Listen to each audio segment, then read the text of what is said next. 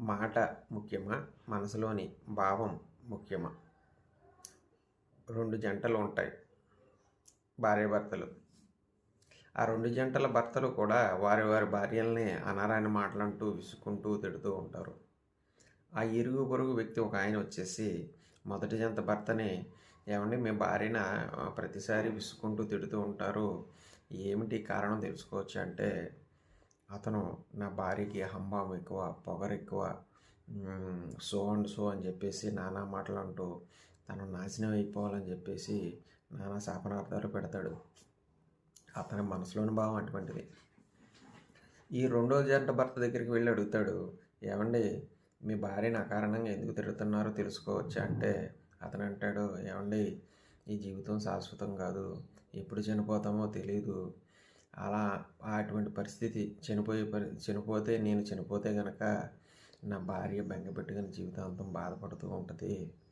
అదే నేను ఆత్మహత్యలు విసుక్కుంటూ తిడుతూ ఉంటే పోయాడు, దరిద్రం వదిలిపోయింది అనుకుంటుంది, బెంగపెట్టుకోదు.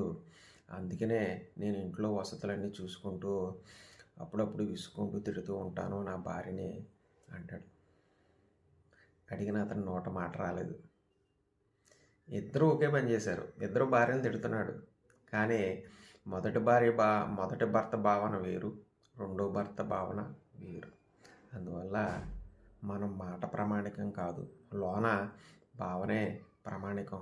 చాలామంది మనతోటి తీయగా మాట్లాడతారు, ప్రేమగా మాట్లాడతారు, వాళ్ళ మనసులో భావన వేరేగా ఉంటుంది.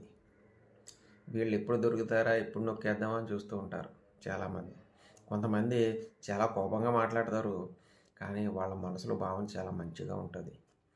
ఇది మనం తల్లిదండ్రుల దగ్గర చూస్తూ ఉంటాం. తల్లిదండ్రులు పిల్లల పట్ల చాలా కోపంగా వ్యవహరిస్తారు.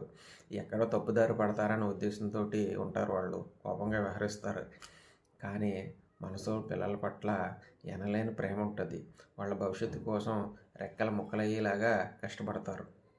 ఇది మనం తల్లిదండ్రుల దగ్గర ఈ భావన అనేది మనం చూస్తూ ఉంటాం. ఇది ఎలా కనిపెట్టాలి? అది మనం కనిపెట్టలేం. మాటల ద్వారా మనిషిని అంచనా వేయచ్చు తప్ప భావన ద్వారా మనిషిని అంచనా వేయలేము. అది ఎప్పుడు తెలుస్తుందంటే దెబ్బ తగిలినప్పుడే తెలుస్తుంది,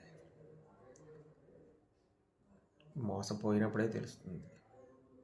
అందువల్ల మనం జాగ్రత్తగా ఉండాలి అనే దానికి నిదర్శనం ఏంటంటే ఈ మాట, భావన.